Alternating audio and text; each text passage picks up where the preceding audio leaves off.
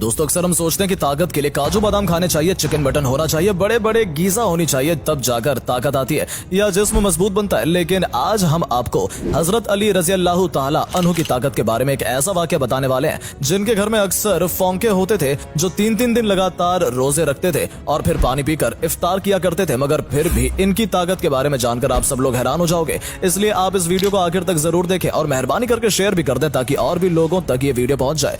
दोस्तों जंगे बदर और जंगे ओहद के बाद में अल्लाह के करम से मुसलमान बहुत मजबूत हो गए थे। वहीं पर जो दूसरी तरफ जो कुफ्फार के लोग थे, जो मुशरिक लोग थे, वो कमजोर होने लगे थे। इसलिए वो चाहते थे कि किसी भी तरह से मुसलमानों के वजूद को खत्म किया जाए। इसलिए अबू सुफियान और उस वक्त के अरब के बड़े बड़े बहादुर आपस में मिल गए। इनमें अरब का एक बहुत बड़ा पहलवान भी शामिल था जिसका नाम अम्र बिन मरहब था, जिसने सैकड़ों जंगें लड़ी थी। वो अपने एक हाथ में ऊंटनी के बच्चे को पकड़ता था और दूसरे हाथ से हजारों के लश्कर को काटता था। फिर जनवरी 627 ईस्वी में इन तमाम मुशरिकों ने मिलकर मदीने की तरफ बढ़ना शुरू कर दिया। इस बात का इल्म जब रसूलुल्लाह सल्लल्लाहु तआला अलैहि वसल्लम को हुआ तो आपने अपने तमाम असहाब को बुलाया और फरमाने लगे कि एक तरफ अरब के सारे मुशरिक और कुफ्फार हैं, वहीं पर दूसरी तरफ हम इतने से मुसलमान हैं। बस अब अल्लाह की तरफ से फैसला होगा कि हक और बातिल क्या है। सारे असहाब ये सोचते रहे कि इतनी बड़ी फौज को हम मुकाबला कैसे कर पाएंगे। इतने में सलमान फारसी रजी अल्लाह ताला अन्हु ने फरमाया, या रसूलुल्लाह, हमारे मदीने को 3 तरफ से पहाड़ों से घेर रखा है और सिर्फ एक तरफ से आने जाने का रास्ता बना हुआ है।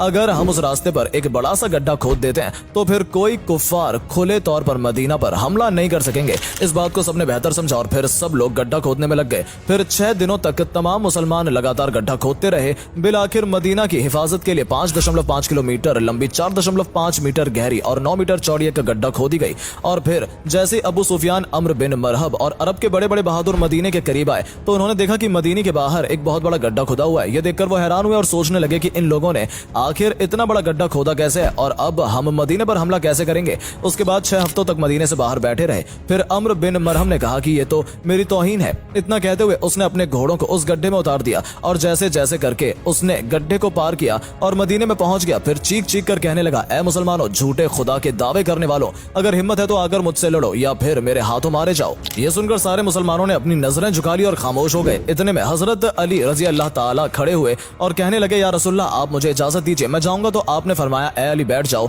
तुम्हें पता भी है सामने कौन है। सामने अम्र है, तुम इसे टक्कर नहीं दे सकोगे, तुम इसके टक्कर के नहीं हो, अभी तुम्हारी उम्र ही कम है। और उस वक्त हजरत अली रजी अल्लाह ताला की उम्र सिर्फ 23 साल की थी। फिर अम्र बिन मरहब चीख कर कहने लगा, ए मुसलमानों, किधर है तुम्हारी जन्नत जिसका तुम दावा करते हो? कहते हो कि शहीद होंगे तो जन्नत में जाएंगे। यहाँ पर कोई नहीं है जो तुम्हारी जन्नत का शौकीन हो। मुसलमानों में बड़े बड़े बहादुर और पहलवान भी बैठे हुए थे, जिनमें उम्र तलहा जैसे बहादुर भी थे, मगर सबके सब खामोश हो गए। इतने में हजरत अली फिर से उठे और कहने लगे, या रसूलुल्लाह, आप मुझे इजाजत दीजिए, इस जालिम का मैं मुंह बंद करूंगा। तो आपने फिर कहा कि ए अली, बैठ जाओ, तुम्हें दिखता नहीं सामने अम्र है। फिर रसूल खुदा ने फरमाया, ये कौन है जो इस काफिर का मुंह बंद कराएगा? तो ये सुनकर सबने अपनी अपनी नजरें झुका ली और कहने लगे, या रसूलुल्लाह, सामने अम्र बिन मरहब है जो एक हाथ में ऊंटनी के बच्चे को पकड़ता है और दूसरे हाथ से हजारों के लश्कर को काटता है। इस जालिम से कौन लड़ेगा? इतने में हजरत अली ने तीसरी मर्तबा अपना हाथ उठाया और कहने लगे, मेरे आका, मुझे आप इजाजत दें, मैं इसका फिर मुंह बंद करूंगा। तो तीसरी मर्तबा रसूल खुदा ने हजरत अली को जाने की इजाजत दे दी। इजाजत मिलते ही हजरत अली एक हाथ में ढाल और एक हाथ में तलवार लेकर अम्र बिन मरहब के सामने पहुंच गए। अम्र बिन मरहब का पूरा जिस्म लोहे से ढका हुआ होता है, यानी उसके कपड़े पूरे लोहे से बने हुए होते थे, यहाँ तक कि उसकी टोपी भी लोहे की होती थी। मरहब अपने सामने हजरत अली को देखकर कहने लगा कि तुम कौन हो और यहाँ पर क्यों मरने आए हो? तो ये सुनकर हजरत अली रजी अल्लाह ताला अन्हु ने कहा, मैं हैदर कर्रार हूँ, मेरी माँ ने मेरा नाम हैदर रखा है। दोस्तों, हैदर कहा जाता है एक माहिर शेर को और कर्रार कहा जाता है पलट पलट कर हमला करने वाले को, इसलिए आपका लक़ब हैदर कर्रार था, यानी पलट पलट कर वार करने वाला शेर। अम्र बिन मरहब फिर से कहने लगा, जैसे तू आया है वैसे ही वापस चला जा, मैं बच्चे को मारना नहीं चाहता। हजरत अली ने फरमाया, मगर मैं तो तुझे मारना चाहता हूँ। तो ये सुनकर उसको गुस्सा चढ़ गया और उसने आगे बढ़कर वार कर दिया। हजरत अली ने उसके वार को अपनी ढाल पर रोका, फिर उसने आप पर 3 वार किए। आपने उसके तीनों ही वारों को रोक लिया। फिर उसने हजरत अली पर एक जोरदार वार किया जिससे आपकी ढाल के 2 टुकड़े हो गए और उसकी तलवार जाकर आपके कंधे पर लग गई, यानी कि आपका कंधा जख्मी हो गया। अब हजरत अली हैदर कर्रार बने, यानी कि पलट पलट कर हमला करने वाले बने। आपने पलटकर अम्र बिन मरहब पर एक ऐसा वार किया जिसने मरहब की ढाल को तोड़ दिया। फिर आपकी तलवार जाकर सीधे मरहब के कंधे पर लगी।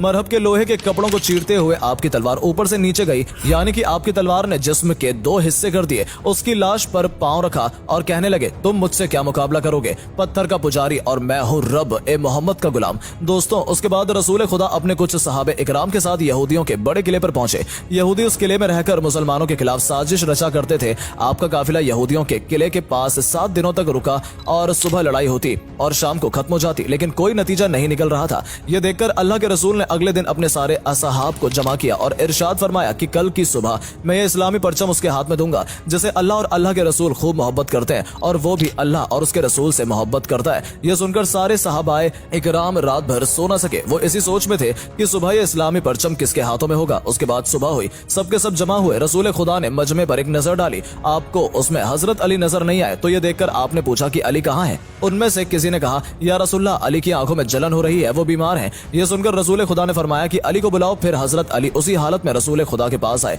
उस वक्त आपको तेज बुखार था। ये देखकर अल्लाह के नबी ने अपना लुआब मुबारक हजरत अली की आंखों पर लगाया और फिर इस्लामी झंडा हजरत अली के हाथों में थमा दिया और फरमाने लगे, ए अली जाओ, अल्लाह और उसके रसूल तुम्हारे हाथ फतेह रखें। दोस्तों, उसके बाद हजरत अली उसी हालत में इस्लामी झंडा लेकर यहूदियों के किले की तरफ चल देते हैं। सहाबा इकराम जब हजरत अली को देखते हैं तो उनमें भी जोश भर आता है। हजरत अली जैसे ही यहूदियों के किले के पास पहुंचे तो उन्होंने देखा कि उस किले का जो मेन दरवाजा है वो बहुत बड़ा है, वो बंद है, जिसको 70 लोग मिलकर बंद किया करते थे। हजरत अली रजी अल्लाह ताला अन्हु के फिर एक हाथ से तलवार चलाना शुरू कर दिया और एक हाथ से उस दरवाजे को हिलाया और उखाड़ दिया और सहाबाए इकराम से कहने लगे कि आप सब किले के अंदर दाखिल हो जाओ। फिर हजरत अली एक हाथ से उस वक्त तक दरवाजे को उठाए रखा जब तक कि तकरीबन 600 सहाबाए इकराम किले के अंदर दाखिल नहीं हुए।